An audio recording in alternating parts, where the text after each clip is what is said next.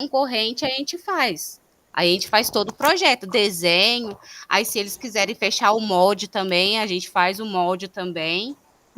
Porque lá dentro, lá também, a gente tem um setor de ferramentaria. Então, lá também é desenvolvido o molde também. Aí depende da empresa. Tem empresa que já manda o molde e já manda o material também. Aí fecha o contrato assim. Mas essas empresas, elas não solicitam as certificações? Então, aí que tá. Eu acho que é por isso que ele está correndo atrás agora. Porque para essas peças pequenas ainda, ele está conseguindo manter. Só que eu acho que isso já começou a apertar para ele, tanto que ele quer implantar lá. Só que daí tem que mudar muito a mentalidade de lá. Porque eu acho que vem de muitos anos de gestão sem dar importância para isso. E agora, para a gente implantar isso, está sendo meio complicado, mas a gente vai conseguir. A gente vai conseguir. Daí Mas, eu acho que daí é onde as empresas estão começando a cobrar dele. entendi. E do curso, você aplicou alguma coisa nesse estágio que você realizou ou foi algo novo? Professor, para mim foi algo novo. Na parte do curso mesmo, eu não consegui aplicar tanta coisa lá quanto eu acho que eu aplicaria no laboratório. Que nem quando eu faço o teste no plástico e tudo mais, eu acho que tem mais a ver com o que a gente aprende dentro aqui do que o que eu fiz lá, na parte de processo. Mas vai chegar a disciplina de controle de qualidade aí no próximo semestre, acho que é no próximo semestre, aí vocês vão ver algumas coisas. Bom, mas tá ótimo. Tá, joia. Obrigada. Obrigada. Tchau, tchau. Pessoal, eu acabei no começo, acabei não gravando desde o início, mas vou fazer a apresentação agora. Então, a Janaína, ela apresentou o primeiro relatório de estágio, né? Então, hoje é uma primeira etapa da apresentação dos estágios, sejam eles do estágio do sexto termo ou também do oitavo termo. Então, o objetivo é apresentar o relatório de vocês, na verdade, é apresentar a experiência de vocês dentro do estágio, seja ele como o estágio realizado, seja ele pela possibilidade da dispensa do estágio em função da experiência de vocês. Então, hoje é a primeira etapa. Depois, nós temos no dia 7 de dezembro, ninguém se candidatou. E depois, no dia 13 de dezembro, a gente tem aí uma série de apresentações e que vai ser um corridinho, né? Porque tem muitas apresentações, mas que cabe aí dentro do período estipulado, certo? Então, num primeiro momento, a gente parte para a segunda apresentação, que pode ser o Guilherme, ou a Ana, ou o Kainan. Se o Guilherme quiser apresentar, porque chegou em segundo, Guilherme. Pode ser, professor, eu só Pode preciso ser, Ana e aprender Kainan. a colocar isso aqui. Tá. Se precisar de ajuda.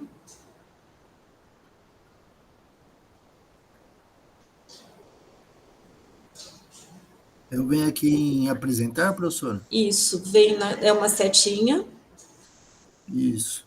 Tá com o seu PowerPoint aberto? Tô. Aí você pode abrir como janela. Janela. Sim. Aí não aparece ele? Isso. É só clicar em cima.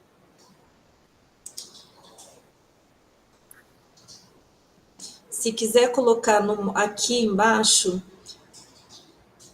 Opa.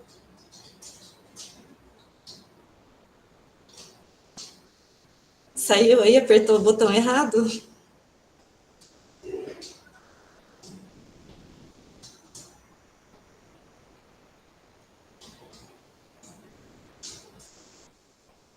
Pode, Kainan. Guilherme, aqui embaixo, se você quiser colocar no terceiro quadradinho aqui, que ele apresenta como modo de tela inteira. E mesmo assim você consegue continuar vendo o pessoal. Embaixo. Aqui no canto direito.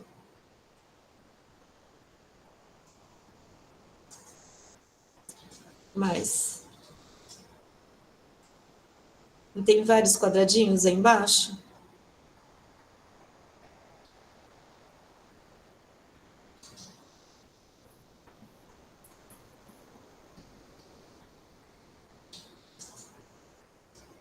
Embaixo.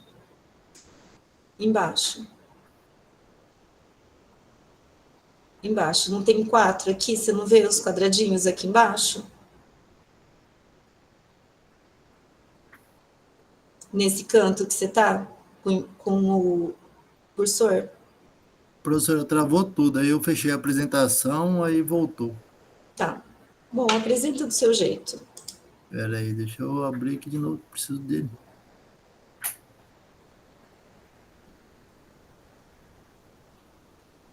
Tá. Pode ir desse jeito mesmo. Desse jeito? Bom, minha apresentação. Meu estágio foi na usina de açúcar e álcool, né? Eu trabalhei lá durante 6 anos. E foi um tempo muito bom, gostei demais de lá, tanto que minha faculdade de Química, metade deles que acabavam pagando para mim continuar lá. Só que aí por outras situações do destino aí acabei saindo de lá, graças a Deus consegui voltar. E foi de grande valia para mim como pessoa, como tudo que aconteceu na minha vida aí de lá para cá. Eu aprendi muita coisa lá, não tenho o que reclamar e eles me ajudaram muito. Eu entrei na usina para vir aqui para o interior, né? A gente ficamos lá, fiz o técnico em Química, na faculdade da UNAERP, em Ribeirão Preto, já focado para quando eu retornar, trabalhar na usina IP, que ela ia começar, então começamos um ano antes, já na montagem dela, então participei desde do começo da montagem dela até no primeiro litro de álcool que saiu. Meu foco na usina era mais para o tratamento do caldo, um conhecimento um pouco maior nessa área. Aí depois, com o meu empenho, tudo, eu passei a trabalhar na produção inteira, como folguista. Só que aí eu trabalhava um dia só por semana em cada setor, né? Enriqueceu muito mais meu conhecimento, porém no tratamento do caldo, fiquei um pouco tempo, mas trabalhava todo dia. E tipo assim, no começo da usina, a gente, tudo molecada nova, né? A gente não conhecia nada do processo, tudo novo, e cada aprendizado era uma conquista, né? Ainda mais sabendo que a gente ia tocar uma usina, que era uma referência aqui e até hoje, né? A melhor usina aqui da região. É satisfatório mesmo. Eu comecei no tratamento do caldo, que é um processo muito importante, trabalha tudo, eu falo assim, né, a usina ela é muito inteligente, né, quem desde sempre começou a montar uma usina, porque eles aproveitam tudo, desde da cana, a hora que chega, a lavagem, o bagaço que vai para a produção de energia. Professor, tá dando certo aí, que eu só tô vendo meus slides aqui. Tá. Tá passando os slides? Eu não tô conseguindo ver a apresentação. Tá na verdade, tá no quarto? No quarto slide, sim. Então, aí o processo da usina, eles aproveitam tudo, né? Desde o caldo, que é o primordial, né, para a produção do álcool, e o bagaço, que vai para a geração de energia, e todos os resíduos, a torta, né, do decantador, que é um adubo orgânico, a vinhaça, que é fertilizante, o flegma, que sai da coluna de destilação, né, depois de extrair o álcool, ele vem para fazer asepsia, o próprio fermento que recircula, tal. Então, ele é um processo, eu falo assim, muito inteligente mesmo, porque a produção é cara, né? e mesmo assim eles conseguem aproveitar tudo é dinâmico, né? E é muito legal mesmo. Aí aqui está só o fluxograma, né? Bem simples da fabricação do álcool, que é a cana, né? O processamento, os resíduos que são, igual eu falei, todos aproveitados, o tratamento do caldo, o mosto, a fermentação e destilação. Lá na usina IP, esse ano eles começaram a trabalhar com anidro, sem ser o benzeno, usando a peneira molecular. Portanto, eu só trabalhei com o álcool hidratado. Como todos sabem, né, é um combustível renovável, né, que reduz aí a emissão de energia, muito utilizado em diversos setores, né, desde cosméticos, combustível, tudo. Então, é um amplo, um campo muito grande, né? E o Brasil e os Estados Unidos são os maiores produtores. Aqui só uma curiosidade, né? Um hectare de cana produz, em média, 3.350 litros de álcool.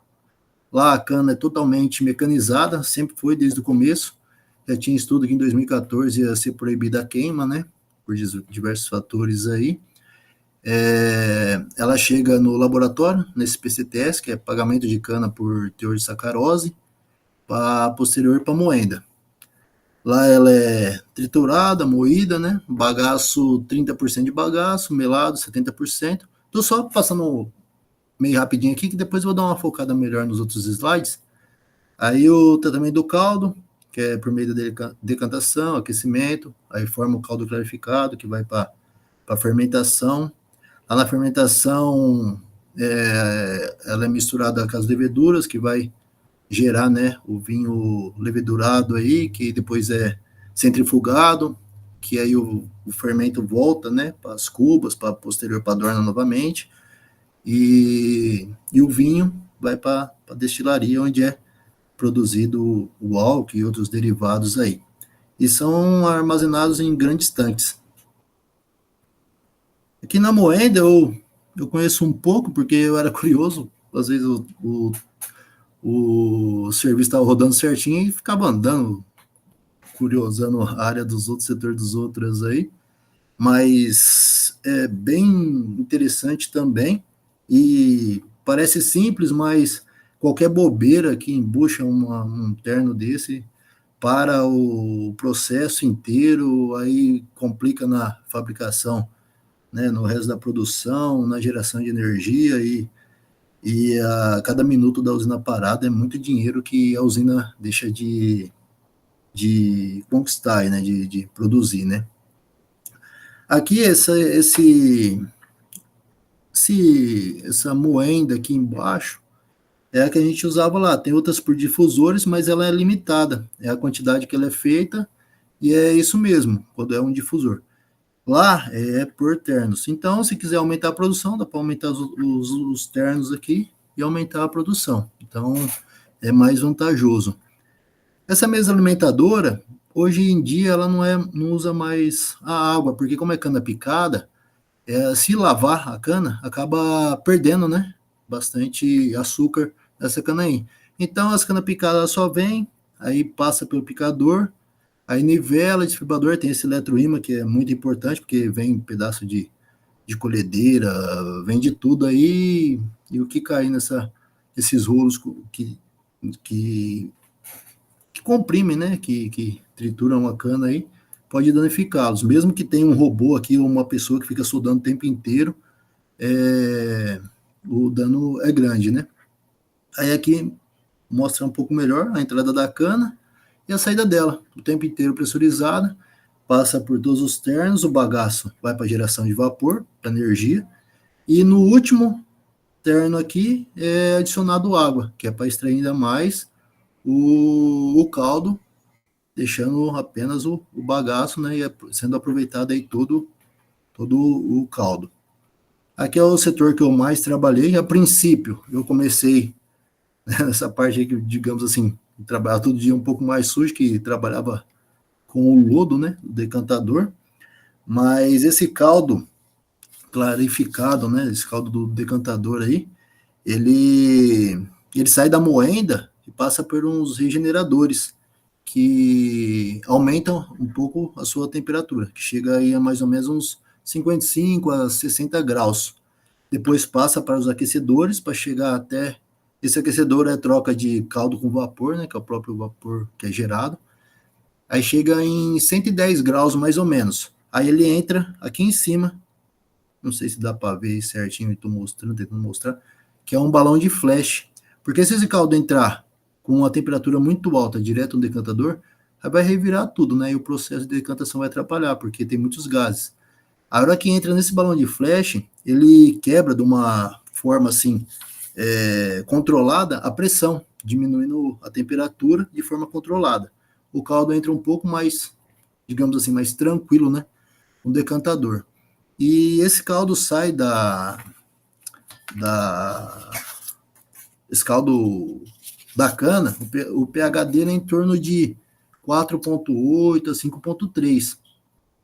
Aí adiciona cal e polímero, que é para formar as partículas maiores para poder decantar, né? As impurezas da terra e próprio bagaço que passa, tudo. E adicionado antes ou durante aqui, né, na entrada no decantador. Ele tem várias bandejas e aqui passa uma raspa, né, uma raspa de borracha, de metal tempero rodando, jogando essas partículas aqui para baixo. Aqui sai o caldo, aqui a entrada, né, adiciona polímero e cal para manter o pH do cal, também não pode ser aumentar muito, que depois vai complicar lá para frente, por isso que eu falo que é muito inteligente, porque você coloca vapor para aquecer no começo, daí a pouco você tem que baixar e sair usando os próprios sistemas que a usina fornece, depois aumenta de novo para destilar, por isso que eu admiro, assim, eu acho muito inteligente. Aí aqui é a saída do caldo clarificado. Esse caldo, ele passa por essas peneiras, né, chamadas aí de peneiras estáticas, né, que aí tira o resto da impureza, para ele, quanto mais puro, menos turbo, mais limpo, para ir para a fermentação.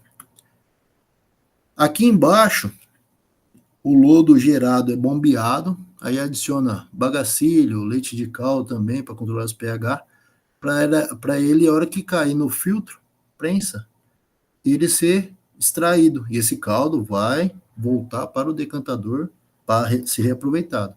O lodo, ele é transportado por caminhões, basculante mesmo, e vai para a lavoura, porque ele serve como adubo orgânico.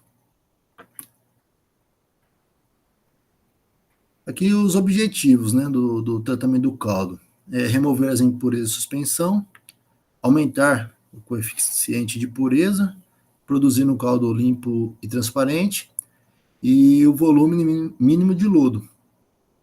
Teor mínimo de cálcio no caldo clarificado.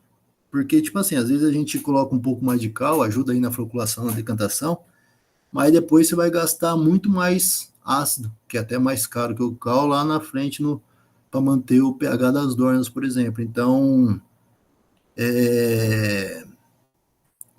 gera muito gasto, né? Tudo que passar um pouco para mais, uma cana que vem ou de queimada ou de qualquer outra coisa, pode danificar, causar mais gastos lá na frente. Os fatores que afetam, né, o teor de impurezas: a variedade da cana, as condições climáticas, o tipo de solo e a queima. Como hoje não pode ser mais queimado, mas às vezes tem acidental ou do próprio clima aí, que acaba muito quente, a região acaba queimando. Esse caldo, né, que é o mosto, ele é bombeado para as dornas. A dorna é essas maiores aqui, não sei se dá para ver aqui. Aqui vai ser as cubas, aqui vai estar o fermento. Quando o caldo vem, o fermento já vai estar na dorna. Vamos ver, nesse fluxograma aqui, mostra praticamente do começo do processo, seria essa parte aqui de baixo aqui. O caldo, ele é bombeado, né, que é o mosto que fala, ele sai daí com bricks de 12, aí ele passa pelos aquecedores, exatamente do caldo, chegando até 18, para chegar aqui na dorna e alimentar as dornas. Adorna, o fermento vai fazer o processo de fermentação, né, da produção do álcool, que vai gerar o vinho, que vai para a destilaria. Esse processo de fermentação gera CO2. Até esse próprio CO2, aqui embaixo tem aqui nessa foto tem essa tubulação, e aqui umas válvulas de retenção. E depois esse próprio CO2 é lavado também para extrair um pouco de álcool que vai para o... está indo embora para ser reaproveitado. Esse vinho, né, levedurado, vai para a centrífuga, onde vai ser separado aí o vinho, né, que vai para a destilaria, e esse fermento vai voltar para as cubas, onde vai fazer o tratamento ácido, né, igual eu falei, se tiver muito pH vai atrapalhar, e vai fazer o tratamento ácido para depois as leveduras voltar. Se caso a cana veio ruim, pega uma infecção aí tem que fazer um tratamento, adicionar antibiótico, que é um absurdo, né? E uma levedura estressada, uma levedura fazendo um processo um pouco produzindo outros tipos de álcool aí, depois vai atrapalhar na hora da coluna de destilação, porque vai mudar o ponto de ebulição do álcool, vai gerar outro tipo, apesar que às vezes gera assim, gera o óleo fússil, né, na destilaria, que é bem mais caro que o álcool. Só que é extraído, né, aproveitado também, só que dá muito trabalho, né, e acaba perdendo às vezes álcool no flegmassa, mandando embora até na água depois, né. Aqui é um pouco mais complexo, né, mas é já o final aí da produção, né. O que acontece? Esse vinho vem das dornas, né, que é separado lá na centrífuga, vem das dornas, troca calor aqui com esse trocador E. Esse trocador E vai trocar o calor com o vinho com esse flegma que sai da coluna B já. Aí vai aquecer, vai deixar esse vinho de 60 graus. Aqui na coluna A vai estar sendo gerado a vinhaça. O vapor vai entrar aqui embaixo, vai aquecer, né? É que é tudo um processo, é até difícil de explicar, porque é um ciclo, né? Aí essa vinhaça, que já sai quente pra caramba, vai aquecer esse vinho mais ainda, que ele já vai entrar em 95 graus. O ponto de ebulição do etanol é em torno de 78, aí ele já começa a primeira separação, né? A vinhaça vai para as lavouras como fertilizante, é resfriada aqui, né? Vai para as lavouras como fertilizante. O flegma, que já é a água e o álcool, ele vai vir para a coluna B. Lá a gente só tinha a coluna A e B, só que era muito grande, não tinha essa C. O flegma vem para cá, onde ele é aquecido novamente, e aqui já começa a graduação dele. Aí quando tem uma válvula automática, que quando ele atinge os 92,6 aí, 93, a gente já consegue ou tirar automático, ou a gente já começa a abrir ela para ir tirando, depende da... suponha que lá no tanque deu um pouco baixo, né, o tanque de armazenamento. Aí a gente tira ele com um pouco, mete mais vapor, e tira ele com um pouco mais alto aqui, de grau, para poder corrigir lá embaixo, né. Aí esse álcool hidratado é bombeado para os tanques de armazenamento. Esse flegma é utilizado em asepsia de trocador de calor, asepsia de tubulação, porque, igual eu falei, as tubulações, às vezes, se tiver um ponto aí, ela acaba... Professor, eu vou pôr para carregar aqui, que eu acho que esqueci.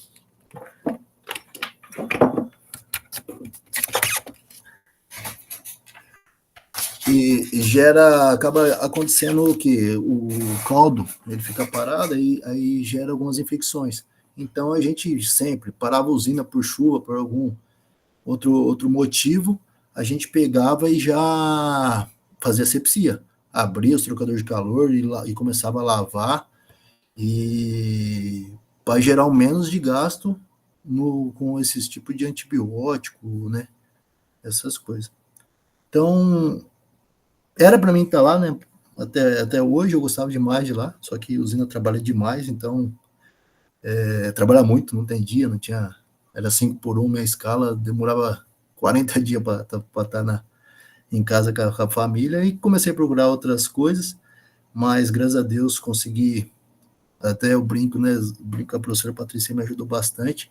Não foi fácil voltar a estudar, uma coisa que que mudei radicalmente, que eu só via hoje só negócio de direito e agora voltar a fazer química é bem complicado. Mas a professora me ajudou bastante aí, por isso que eu brinco nas aulas, eu sou eternamente grato aí mesmo, de verdade. E é isso. Bom, pessoal, percebem então que a experiência do Guilherme nessa área de açúcar e álcool é bastante intensa e vasta, né? Então, o Guilherme era um aluno nosso do bacharelado presencial e que depois saiu em busca de outros propósitos, né, Guilherme? E aí voltou para o EAD para concluir, né? Faltava tão pouco para finalizar. Faltava um ano. Faltava um ano, né? E aí retornou para concluir o curso, certo? Isso. Mas parabéns aí por toda a experiência e conhecimento, que certamente isso não é perdido. Não, né? eu até troquei ideia, né? Bastante amigo meu que tá lá até hoje, tão bem pra caramba.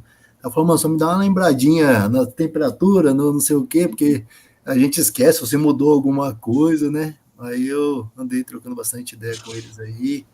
Fica nervoso para apresentar, porque eu sou nervoso mesmo, não tem jeito. Mas foi bom. E o Guilherme, onde que está essa empresa, só para ficar bem claro? Em Nova Independência, dá uns 30 quilômetros aqui de Dracena, mais ou menos, que é a cidade mais conhecida aqui da região.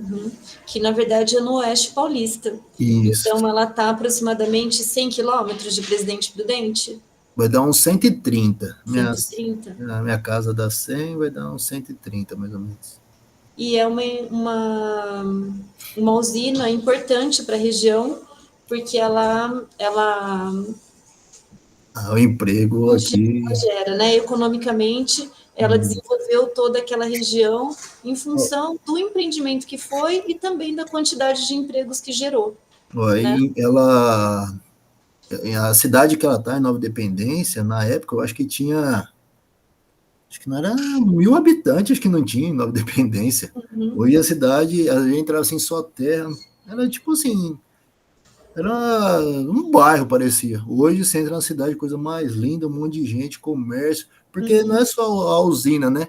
Aí tem as oficinas, mecânica e elétrica e não sei o que a usina, aí agora chegou também um presídio, porque a região começou a crescer, o prefeito foi lá e pediu também. Então a cidade desenvolveu coisa assim, absurdo em pouco tempo, né? Graças à usina.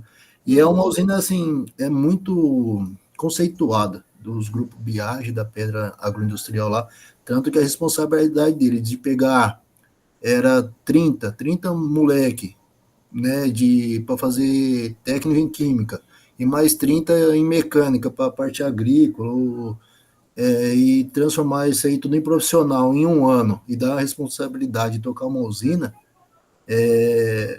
ao mesmo tempo que a gente 18 anos é moleque, 19 anos, mas dava uma satisfação muito grande, né, da confiança pessoal, por mais que veio gente de fora. Perdi amigos lá que na primeira semana de produção estourou uma válvula, aí queimou 78% do corpo do camarada lá, e ele morreu por infecção, lógico, né? Então, aí depois que acontece, por que aconteceu isso? Aí começa a aparecer, a gente tem que pôr uma retenção aqui, tem que pôr uma tubulação ali, aí começa, mas infelizmente depois que acontece, né, a perca não volta, né? Mas é coisa que acontece, não é só na usina, não é em qualquer lugar tem essas adversidades, né? Ninguém morre de véspera também. Bom, mas parabéns aí pelo trabalho, Guilherme. Obrigado, professor. Pessoal, então, a gente mostra um pouquinho que, quando a gente fala da química, né, ela traz a questão, um dos propósitos também é desenvolvimento econômico, né, porque onde tem uma indústria química, tem a parte desde a questão de pagamento de imposto e até o desenvolvimento da cidade e do entorno, né, porque é justamente isso, às vezes é indústria, mas a gente tem toda a parte de suporte, né? Então, outras indústrias menores ou até mesmo maiores do mesmo setor acabam indo para a mesma cidade para usufruir e para apoiar uma determinada indústria, que é o caso que acontece aqui no interior de São Paulo. Então, cidadezinhas pequenas, acabam sendo escolhidas, que eu confesso para vocês que eu não sei o critério, né, para determinados empreendimentos, e esses empreendimentos eles trazem o desenvolvimento para essas cidades. Então, quando a gente fala da indústria química, a gente também fala em desenvolvimento econômico, certo? Professora, só um adendo. Eu acredito, né, que a prefeitura acaba facilitando, dando terra, né, para as empresas grandes, já renomadas, né, lógico, para não perder, ver que é segura o que vai fazer, porque mesmo que a prefeitura deu a área para a construção da usina, né, o que trouxe para a cidade a rentabilidade e a qualidade de vida do pessoal que mora ali foi absurdo, né? Então é uma jogada de interesse, né? E foi bem feito. Tá ótimo. Muito obrigada, então, Guilherme. Obrigado, professor. Vou levar como sai aqui. Só fechar. Pessoal, Ana, você quer apresentar agora?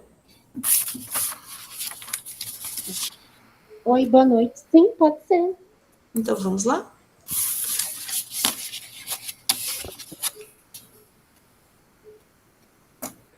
Ai, deixa eu ver. Acho que a minha câmera tá virada. Ai, como é que eu faço para desvirar isso? Você está com a câmera do computador ou de celular? Do tablet. Eu sugiro inverter o tablet, acho que é o mais fácil, não é? Mais fácil. Acho que agora sumiu minha câmera, isso sim. Deus do céu. Vamos ver se assim vai. Deixa eu tentar voltar agora.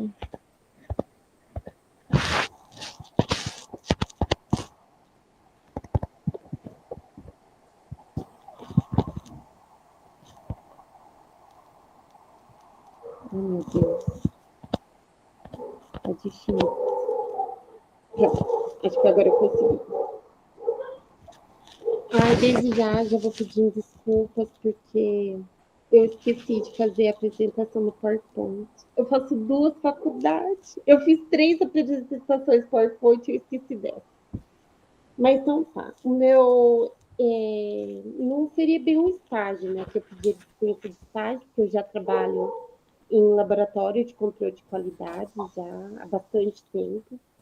E então eu vou apresentar um pouco da empresa que eu trabalho e de algumas funções, das principais funções que eu faço lá, frequentemente ao curso, né?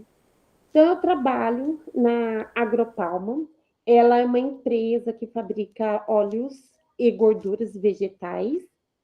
E ela tem 4 unidades aqui no Brasil. Tem uma no Belém do Pará, uma em Tailândia, uma na Amazônia e uma aqui em Limeira.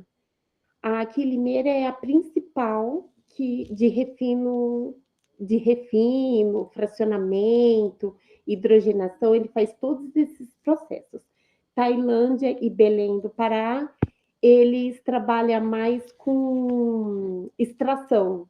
Eles implantam, né, essas plantas, eles tiram os frutos, extraem o óleo dos frutos e eles mandam para refinadoras, que é a Amazônia, é uma, e é aqui em Limeira, que é a principal refinadora.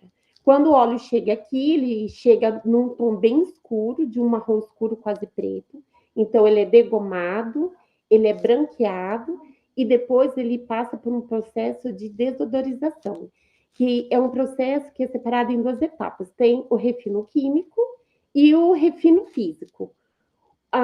É mais utilizado o refino físico porque para ele ser mais saudável. O refino químico, ele forma 2 tipos de contaminantes.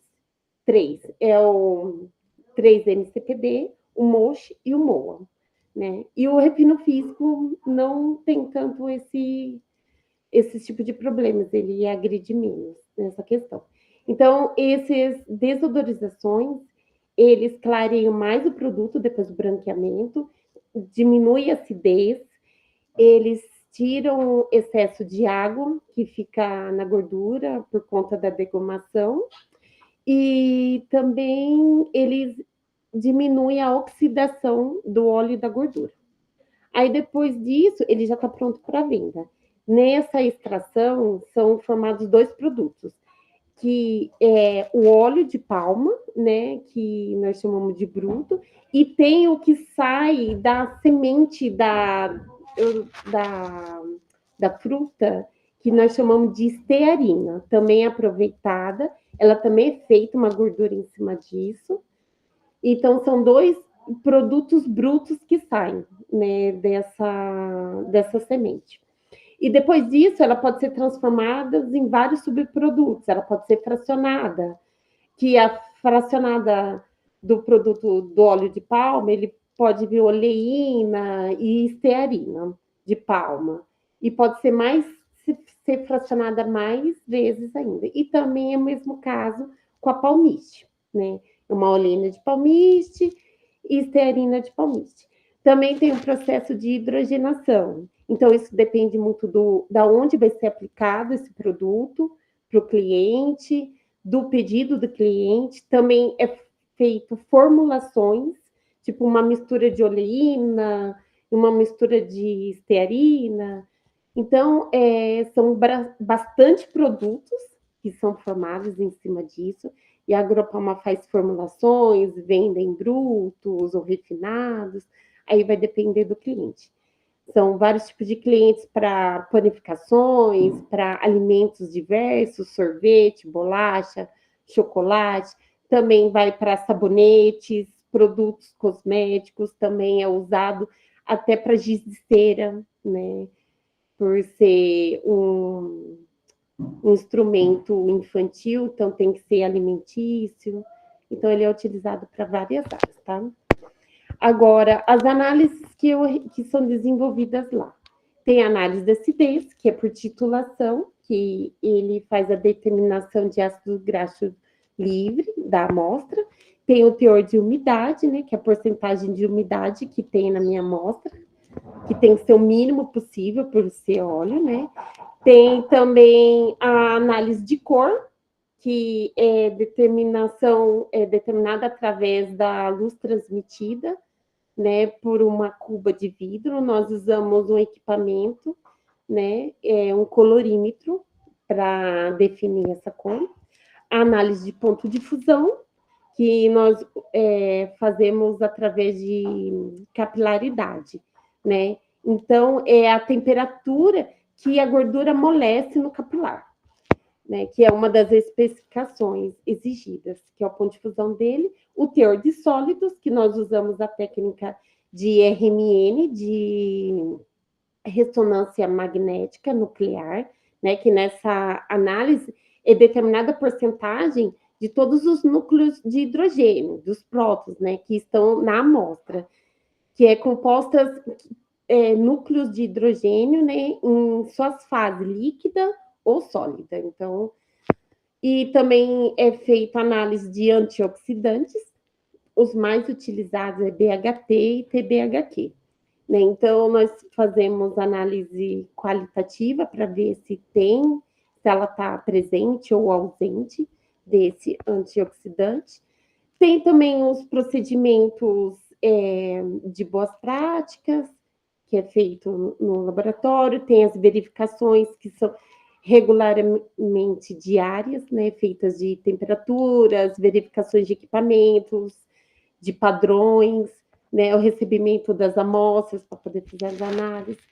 Basicamente é isso o que eu faço lá, sabe? E, tipo, concluindo isso hoje, no meu relato de experiência, você embutir a parte que eu aprendi hoje, você embutindo a parte prática e a teórica, porque eu mais sabia mais a prática, né? Eu tinha um pouco do técnico, né, que a gente pega, mas a faculdade aprofunda mais, né, essa parte técnica. Então, desde que eu estou estudando a formação de bacharel em Química, eu vejo bastante diferença, o quê? Porque hoje a gente trabalha muito com equipamentos de altíssimos sensibilidade. Hoje é tudo muito automatizado, são equipamentos que já dão o resultado das amostras para você só prepara, mostra, coloca para injetar, ou coloca para ler, e o resultado já sai com cálculo. Então, eu acho que essa parte da vivência, da prática com a teoria, ajuda a você entender o que o equipamento está fazendo. Muita gente no meu laboratório usa bastante titulação e tal, mas a gente também usa muita cromatografia, usa espectrofotômetro, RMN, que é ressonância magnética. Então, são equipamentos que eles já me trazem um resultado pronto. E você aprender essa teoria te faz entender como esses equipamentos funcionam, como eles chegam nesse resultado, né? A gente tem até é mais crítico até nas análises, porque você consegue perceber quais são as influências, o que pode influenciar, né, de um não resultado confiável, porque você vai aprendendo essa parte da teoria. Então, é basicamente isso, o meu. Certo. Muito bom, Ana. Bastante experiência também na área, né? Sim.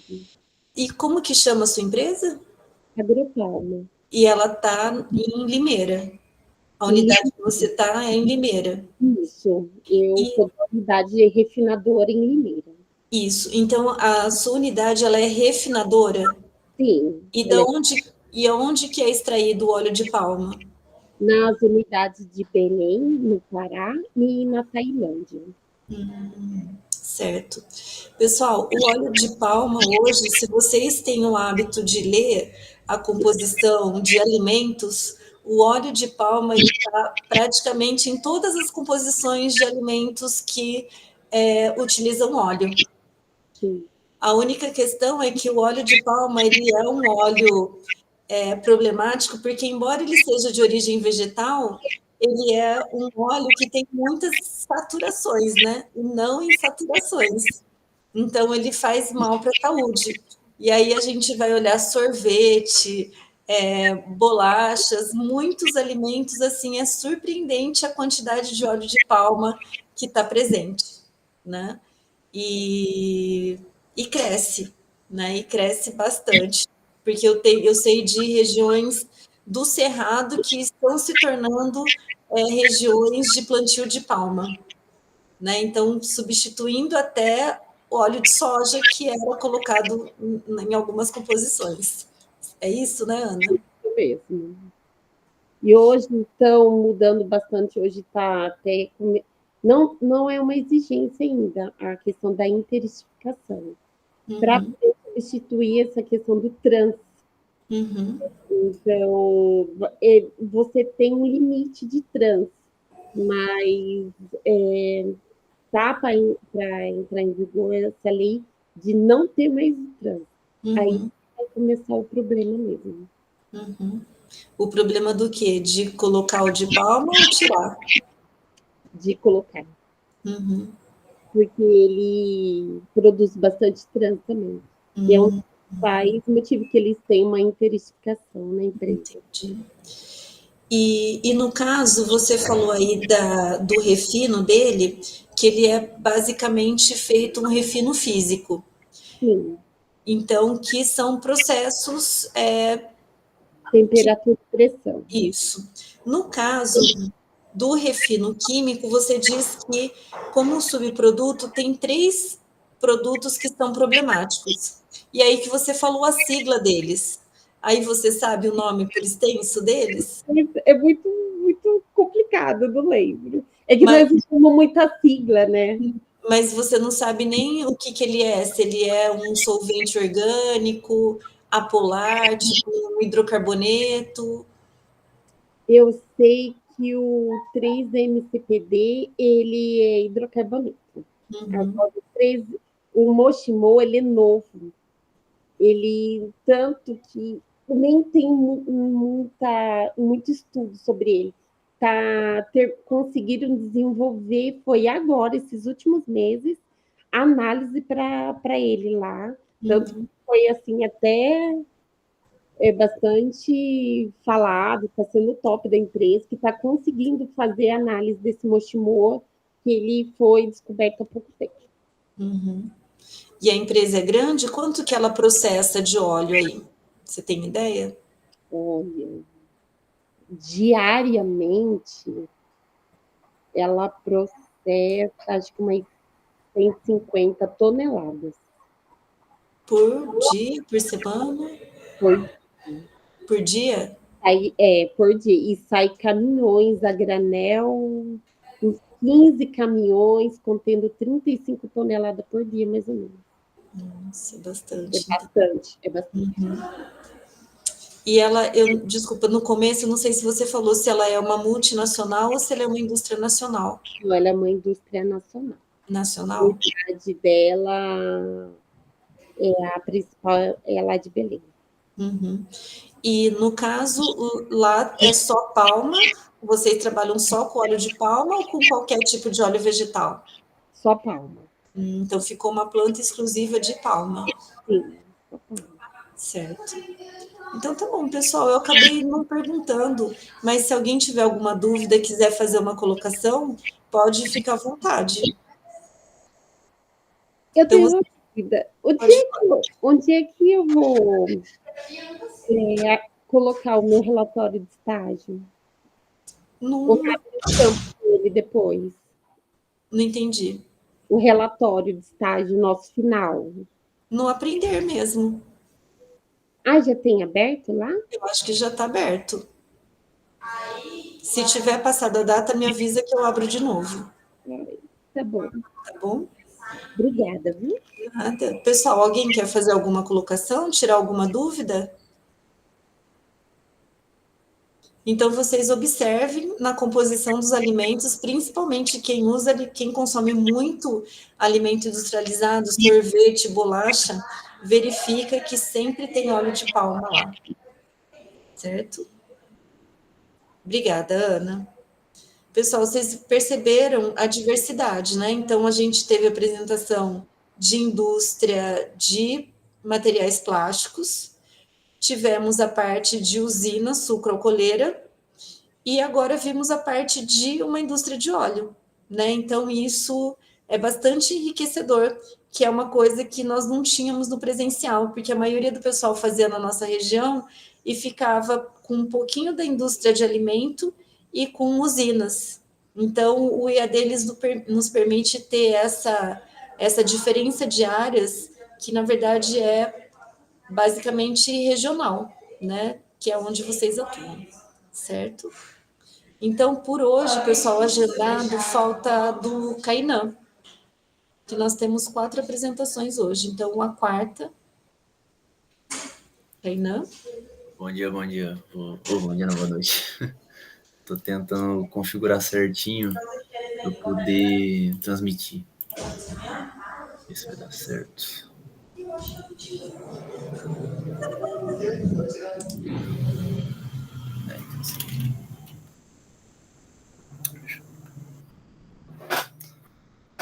Ver se a câmera vai colaborar, que fica muito escuro. Acho que tá melhor. Então, primeiramente, boa noite, né? Esse aqui é minha apresentação do meu estágio.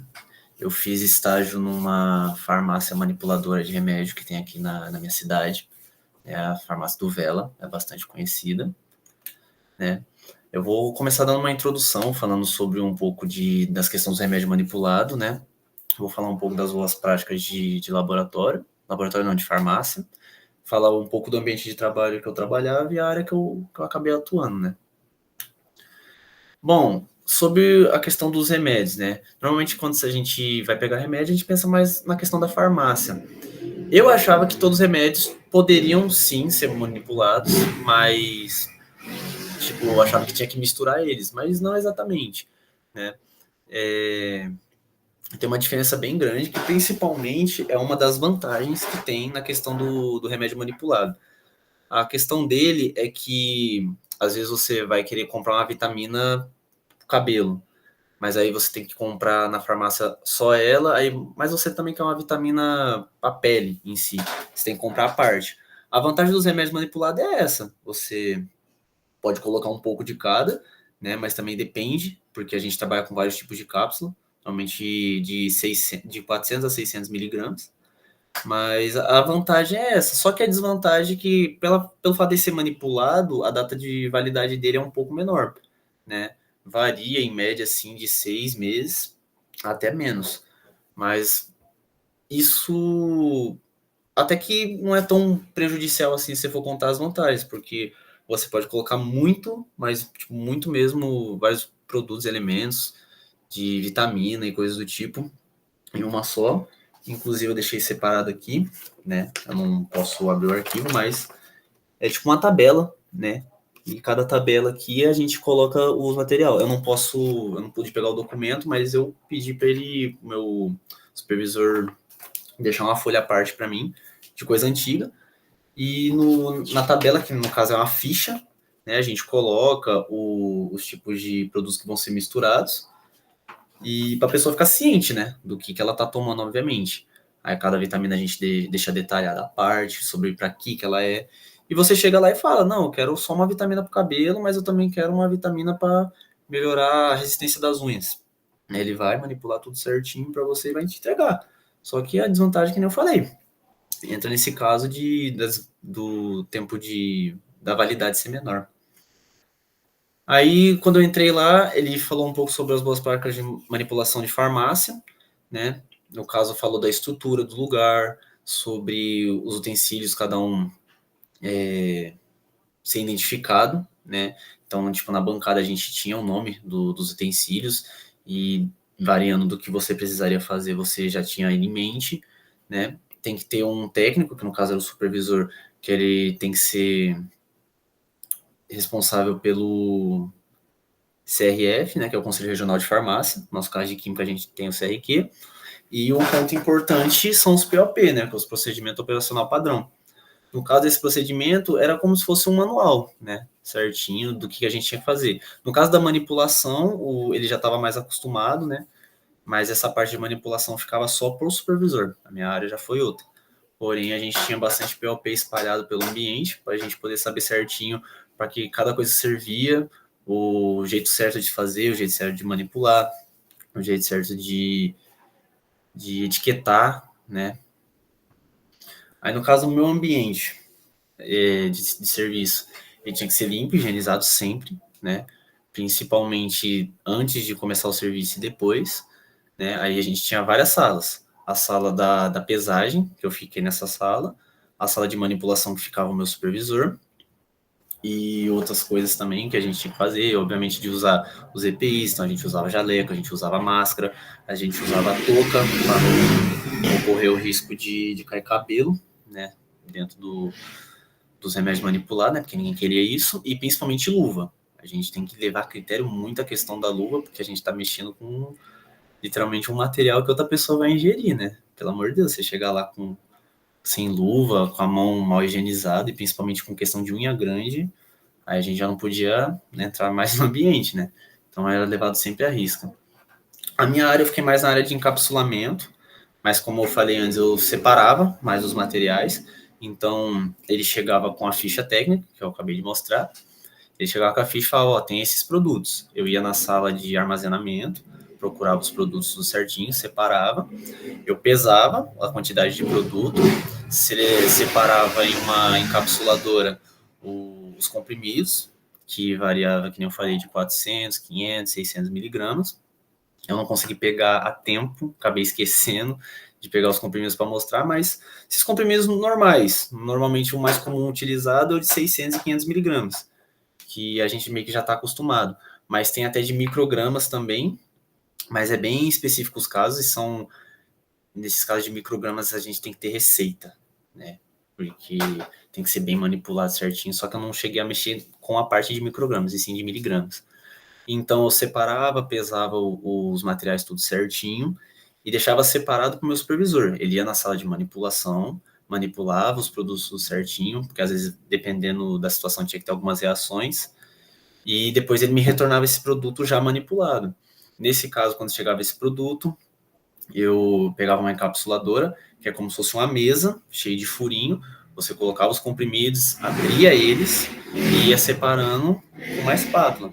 Dependendo do material que fosse utilizado, a gente tinha que usar como se fosse uma espécie de um socador para poder firmar bem o produto dentro das cápsulas, para depois fechar ele e guardar e etiquetar, né? No caso, eu tenho um aqui, que eu pedi para ele faz um tempo. Deixa eu ver se consigo mostrar. Aí tem essa questão das etiquetas, tudo certinho, né? Aí na etiqueta vai falar o que tem os comprimidos. Às vezes a pessoa tem que tomar 2 por dia, às vezes 1 a cada 2 dias. A gente coloca essas informações. Eu fiquei nessa parte, tanto de encapsulamento quanto da etiquetação. Então a gente colocava a data de validade, a gente colocava o que tinha dentro dos comprimidos e o tempo de consumo. Então poderia variar, dependendo, às vezes, o comprimido sendo de 600, a gente colocava de 12 em 12, uma vez por dia. E quando era... O meu supervisor acabou me explicando que quando era de microgramas, às vezes, pelo fato de ser microgramas, os produtos eram mais concentrados, então a pessoa tinha que tomar a cada 2 dias. E falando sobre a minha conclusão de estágio, eu não tenho muito o que dizer, né, sobre a parte que envolva mais a química, porque a parte de manipulação em si era o meu supervisor que fazia, só que na parte de encapsulamento eu até que achei interessante, gostei, tipo, me deu uma leve sensação de como seria ser um fármaco, porque eu também me interesso na área, e eu falei para ele que, se possível, se caso eu fosse me graduar em farmácia, eu conseguiria ter uma oportunidade de trabalhar na empresa. Ele falou que sim, por conta só do CRF, né? Aí, tendo o CRF, você consegue mais manipular, só que aí tem que ter os conhecimentos de farmácia.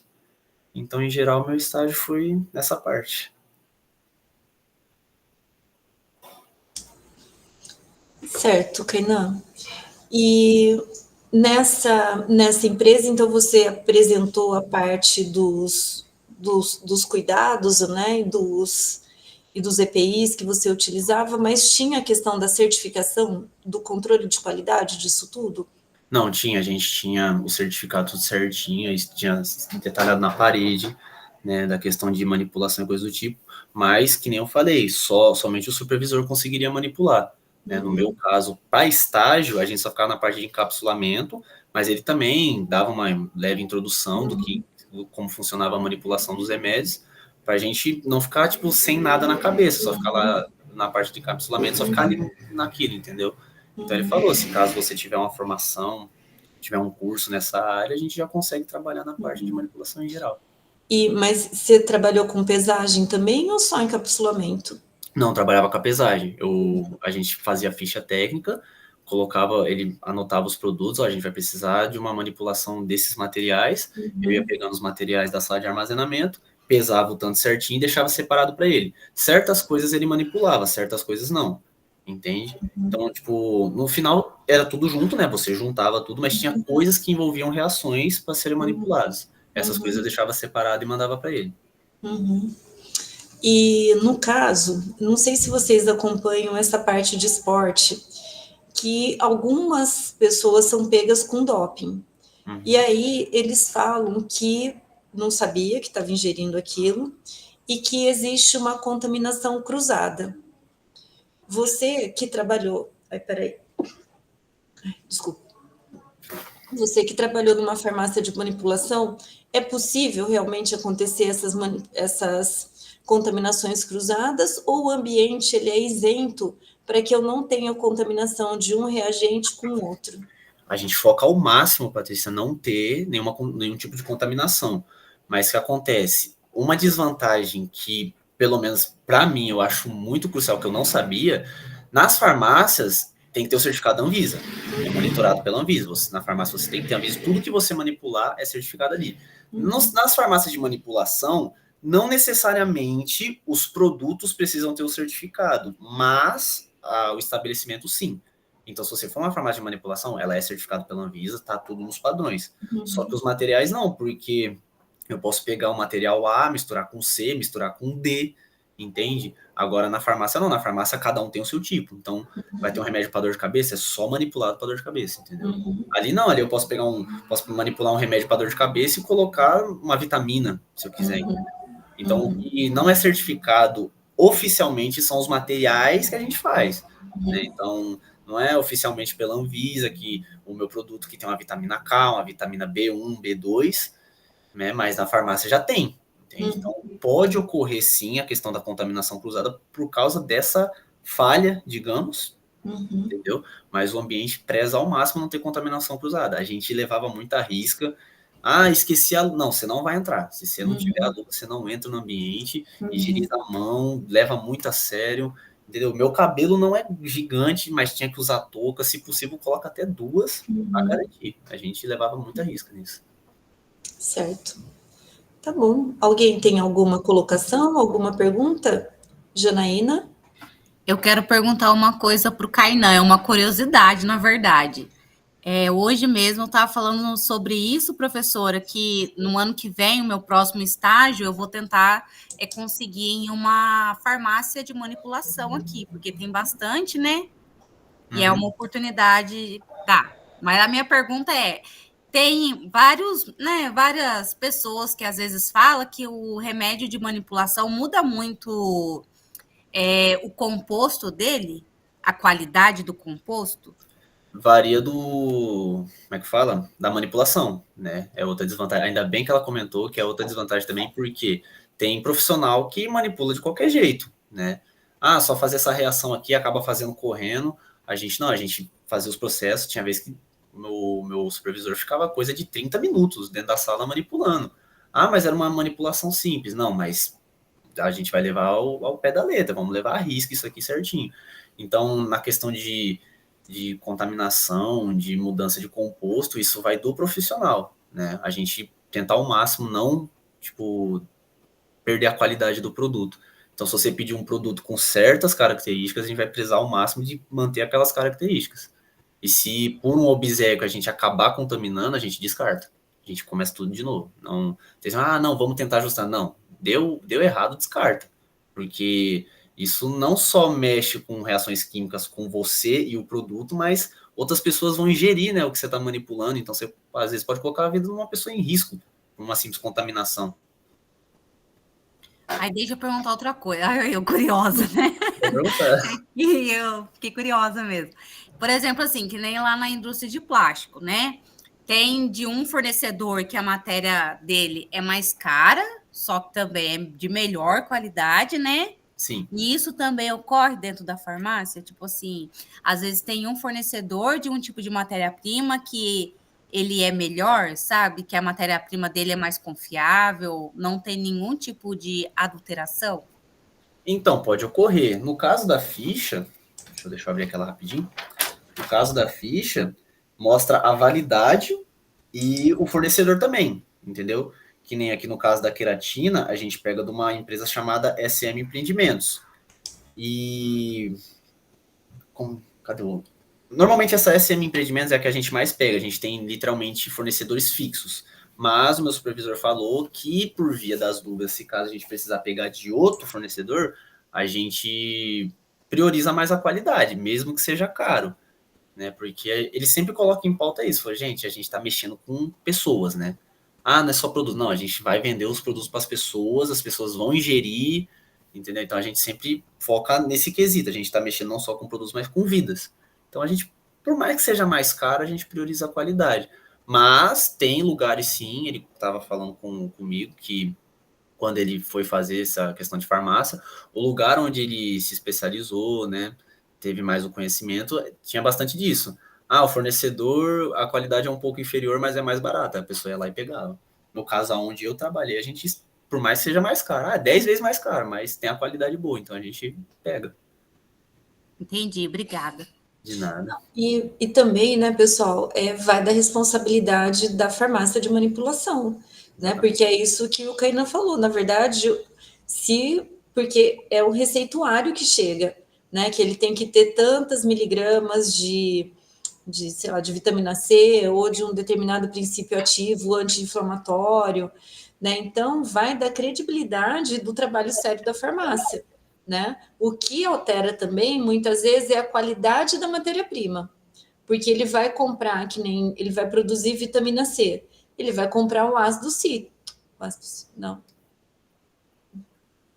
sumiu agora o nome aqui da vitamina C, mas ácido ascórbico, mas ele vai comprar uma matéria-prima. Quando ele vai comprar uma matéria-prima, ele pode comprar uma matéria-prima super pura, ele pode comprar uma pura, ele pode comprar uma genérica ou de um fornecedor... Oi? Tem revestida também, que a gente compra. Então, tem a questão da qualidade da matéria-prima, mas a matéria-prima ela também é certificada. Sim. Porque se acontece alguma coisa com o medicamento produzido na farmácia, ele tem a certificação de que aquela matéria-prima era adequada para aquele fim, né? Então, cada etapa aí vai se isentando. Pode falar, Janaína. Só uma última pergunta, que eu fiquei curiosa mesmo. Quando vocês recebem um material, né? A matéria-prima que vai ser feito o remédio. Uhum. Aí, no caso, vocês fazem algum teste para ver se tem alguma mistura? Algum Então, reagente para... A gente foca nas características, né? Sempre tem umas características padrão, né? No caso, esqueci o nome agora, mas tinha uma vitamina que ela... É como se fosse aqueles testes que os policiais acabam fazendo para ver se tem droga dentro do composto. A gente pingava como se fosse um colírio, alguma coisa assim, eu não lembro agora o nome de cabeça. E se o material mudasse para uma cor azul, ele era puro. Se ele mudasse para uma cor rosa, ele era mais revestido. Algum detalhe assim, eu só não lembro o nome do material que a gente pingava. Mas era tipo como se fosse um fenolftaleína, podemos dizer assim, que eu estou usando de referência na parte da química. Seria mais ou menos isso. Às vezes, se não tem certificado, às vezes são feitos alguns testes preliminares, mas normalmente, farmácia de manipulação, as matérias-primas, elas vêm certificadas. Então, nesse certificado, ele vem o grau de pureza, né, como que ela foi, a metodologia que ela foi sintetizada. Então, tem todas as informações, até mesmo para dar um respaldo, né, para a própria farmácia, sobre a qualidade do produto que ela está adquirindo. Certo? Mais alguma questão, pessoal? Obrigado. Não? Bom, Kainan, você vai apresentar a segunda parte também? Então, no caso da segunda parte, Patrícia, eu acabei perguntando um pouco em cima da hora, né? Uhum. Mas teria como pelo menos eu dar uma palestra do que eu fazia na parte da atuação? Não tem só o slide, no caso. Pode ser. Só deixa eu colocar o notebook para carregar aqui, senão eu vou ficar sem a câmera. Só um minutinho.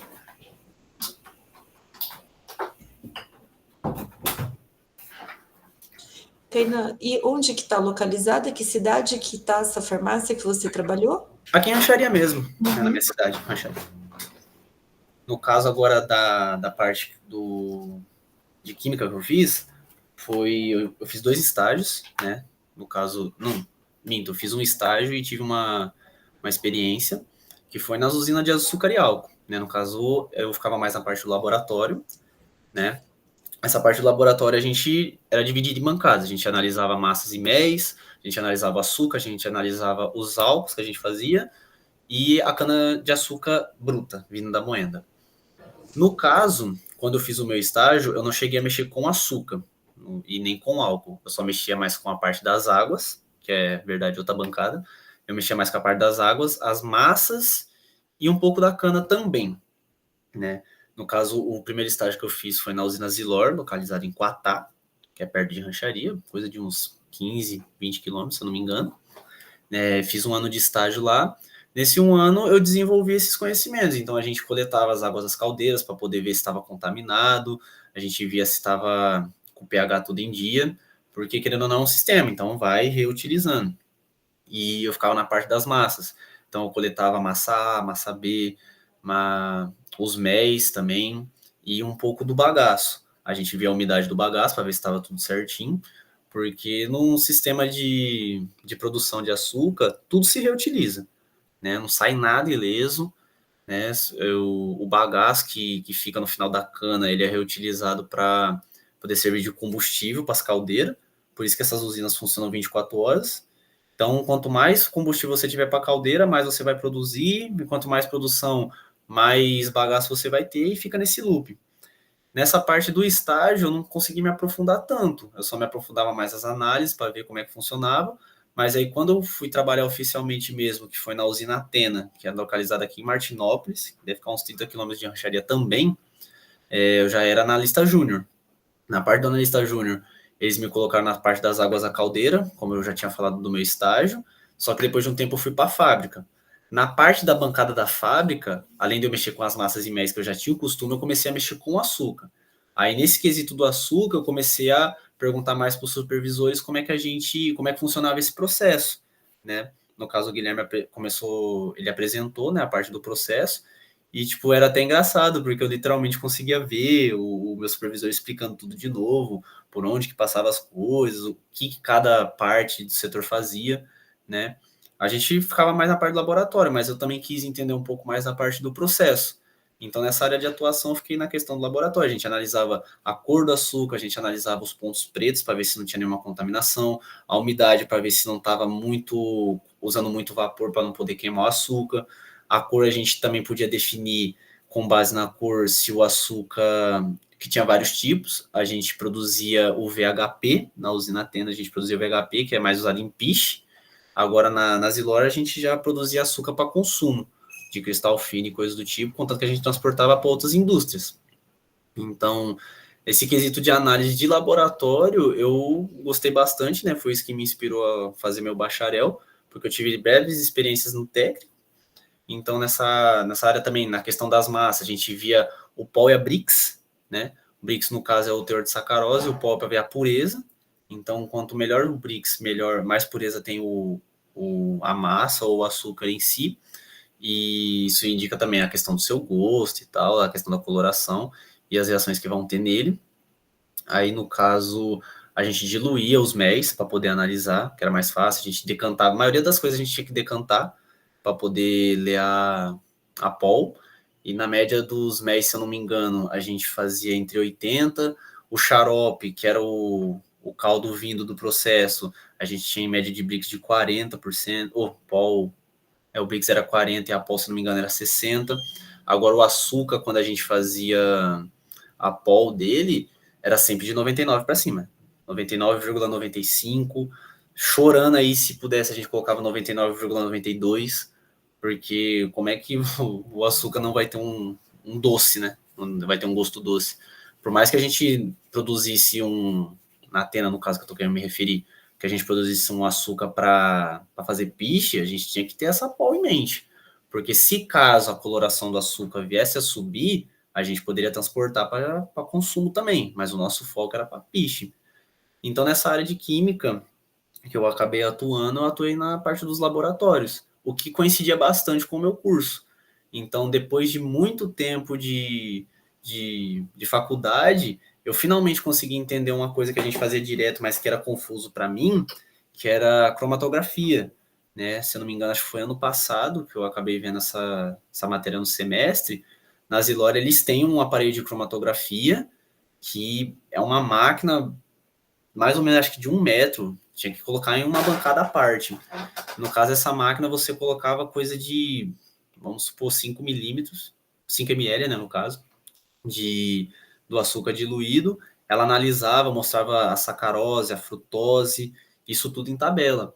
E eu não entendia. Normalmente, só os supervisores que ficavam mexendo nessa parte. Eu, sendo estagiário, eu acabava meio que acompanhando eles para tentar entender também, mas eu não conseguia entender nada. Na parte da cromatografia, depois que eu estudei tudo certinho, como funcionam os processos, aí a cabeça explodiu, comecei a entender tudo, né? Infelizmente, eu não consegui mais ter uma oportunidade na Zilor, mas estou tentando, porque na questão de estágio já não consigo mais, tem que ser definitivo.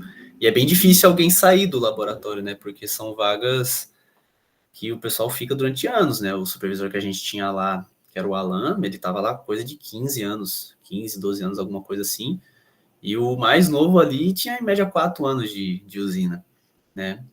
Mas aí, no caso, por informações de amigos meus que trabalham lá, se possível, quando eu terminar meu bacharel, se enviar um currículo, talvez eu pegue esse cargo de supervisão também. O que não muda muito na questão de análise. Eu vou continuar sendo analista no laboratório, mas aí eu vou ter outras partes de supervisão. Aí o pessoal fala que a gente vai começar a mexer com o processo. E pegando o embalo da questão de processo, eu perguntava muito para o pessoal como é que funcionavam os processos também. Então eu via a questão de onde o açúcar chegava, ou a cana de açúcar chegava, né, contanto que era separado em 2, era o PCTS e o laboratório industrial. Eu fiquei na parte industrial. E do PCTS eu já não entendo muito como é que funciona, né, porque a gente não chegou a visitar lá, mas eu acompanhei totalmente como que a cana chega, onde que ela passa das moendas, para onde que ela é levada, alimentação da caldeira, depois na sulfitação do caldo para remoção de impureza, depois quando ele é transformado no xarope, do xarope vai para os cristalizadores para poder fazer o açúcar, a separação, e na questão do armazenamento, contanto que vira e mexe, pelo menos na Zilor, que era mais movimentado a questão da produção do açúcar, você vira e mexe via, como se fosse, esqueci o nome agora, mas aquelas máquinas que tem, tipo, 2 barrinhas de ferro, era para cima e para baixo, transportando os bags, sem contar quando também tinha exportação, a gente levava caminhões com mais ou menos, acho que uns 10 bags no caminhão, né, 1.200 quilos, né, então a gente levava direto, você via os caminhões passando, você via as empilhadeiras, lembrei da palavra, as empilhadeiras, só que no caso as empilhadeiras que tinham lá era como se fosse uma empilhadeira mais avançada, no caso ela conseguia suportar até 2 bags na questão do peso, né, nessas empilhadeiras comuns que a gente normalmente vê, sei lá, em questão de mercado, né, esses que carrega mais em pallet, eles já eram mais específicos, contando que essas empilhadeiras elas tinham 2 ganchinhos, era como se fosse 2 tábuas com um ganchinho, aí se enfincava a alça dos bags e era transportado, né, depois eu fui ver mais parte de como é que funcionava o salão do açúcar, porque a indústria em si é enorme, então tem cada setor e cada setor separado certinho. Então, na questão do salão de açúcar, eu consegui me aprofundar mais, isso deixando claro que eu estou falando da Zilor, eu consegui me aprofundar mais na questão de qualidade de açúcar, coisa do tipo, mas o estágio não permitiu analisar o açúcar, mas eu já consegui ter base. Quando eu fui para a Athena, que eu comecei a mexer com açúcar, se esclareceu mais algumas coisas e eu consegui desenvolver mais. Mas a questão da parte da área de atuação, em geral, foi isso. Então, bastante experiência também nessa área de açúcar, né, Kainan? Sim. E acho que um dos estágios que você fez, você já estava no curso de bacharel, né? Sim, o primeiro estágio. Acho que entrou no primeiro termo e já conseguiu o estágio, né? Sim, sim. Foi na época... se eu não me engano, foi bem no começo da faculdade mesmo. Uhum. Então, tá bom. Alguma colocação, pessoal? Ficou claro, então, né, que ele trabalhou, o Guilherme trabalhando na parte do processo fermentativo, né, que envolveu o caldo e os processos fermentativos, e o Kainan na parte de produção de açúcar, né, que é um processo físico, na verdade, né, um processo de cristalização. E o processo fermentativo, um processo bioquímico, né, onde as leveduras que são as responsáveis pela produção de etanol a partir do açúcar. Tem uma questão, Tainá? A farmácia de Rancharia que eu trabalhei, a farmácia do Vela, ela fica descendo a rua da Guxiquem. Se ela conseguir identificar. É porque a Tainá é de Rancharia.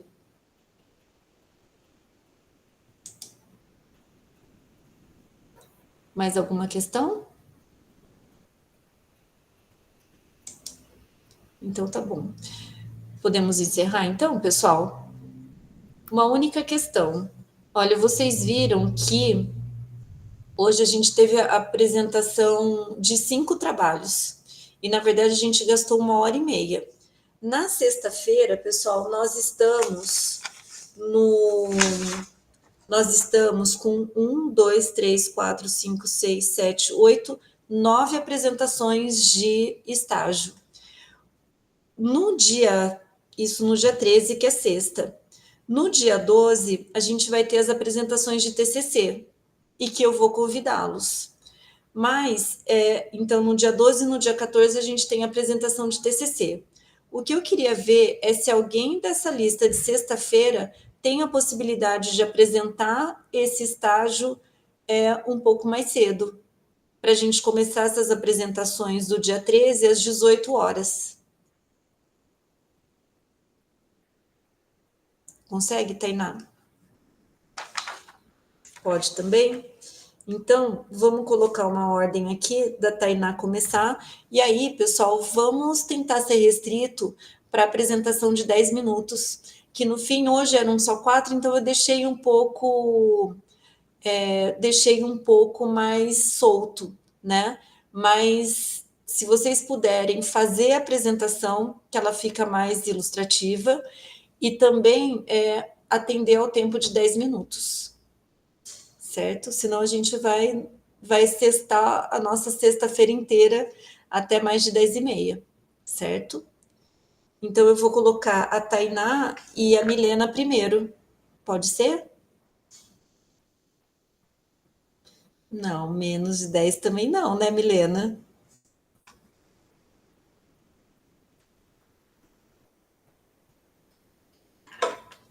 Então, tá bom. Aí, à medida com que vocês puderem ir entrando antes, vocês vão acompanhando essas apresentações.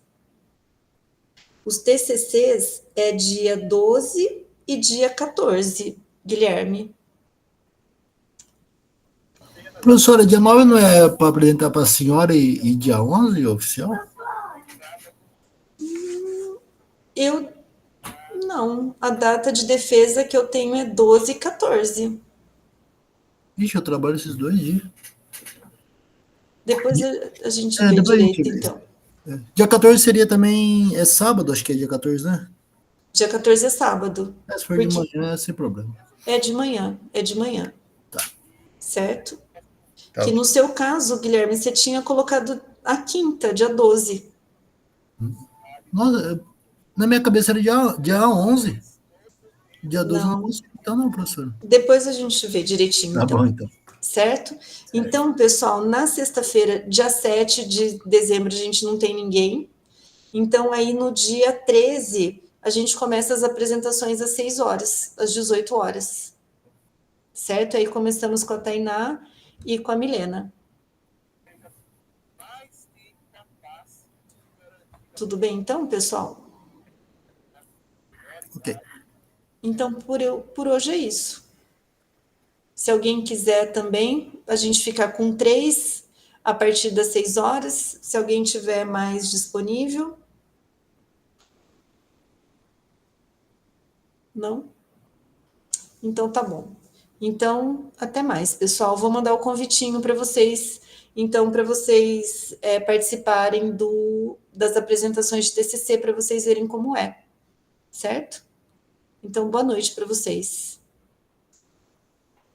E obrigada pela presença. Pode falar, Janaína. Eu só queria saber, professora, sobre a prova que a gente fez, porque eu tô meio ansiosa, sabe? Com medo de fazer. Pode ficar tranquila. Eu tô com medo de ficar de exame. Meu Deus. Não, eu tô terminando de corrigir os trabalhos e aí eu pego a prova. Tá? Professor, eu tenho uma dúvida também. Pode falar, Tainá. No caso do relatório, tipo assim, eu fiz uma breve apresentação, né, da minha área. No caso do relatório, se eu escrever, tipo, coisa de umas 2 páginas, teria problema? Teria, tem que ser um pouco mais extenso, né? Porque tem que escrever sobre o histórico da empresa, o que é a empresa, onde ela está localizada, né? A quantidade de funcionários, o processo, as análises, descrever as análises que foram feitas. Aí, no caso, na entrega do estágio que eu solicitei a dispensa, eu só entregaria só o relatório? Só o relatório. Certo. Não, aí os documentos comprobatórios, né? No caso é meu registro na carteira. Isso. Certo? Certinho, então. Obrigado, professora. Nada. E no meu caso, professor, eu coloquei slides breves, porque era só 10 minutos, eu fiquei com medo de ficar muito extenso. Tá ótimo. Aí, no meu relatório, eu já comecei a fazer. Aí eu já coloquei onde está a empresa, quantos funcionários tem, como é o processo lá. Daí, lá dentro, eu consegui detalhar mais. Legal. Porque como era só 10 minutos, aí eu não queria roubar o tempo. Foi ótimo. Que é justamente para o pessoal ter uma noção, né, dessas diversas áreas e um pouquinho só do processo, porque senão vira uma apresentação grande, né?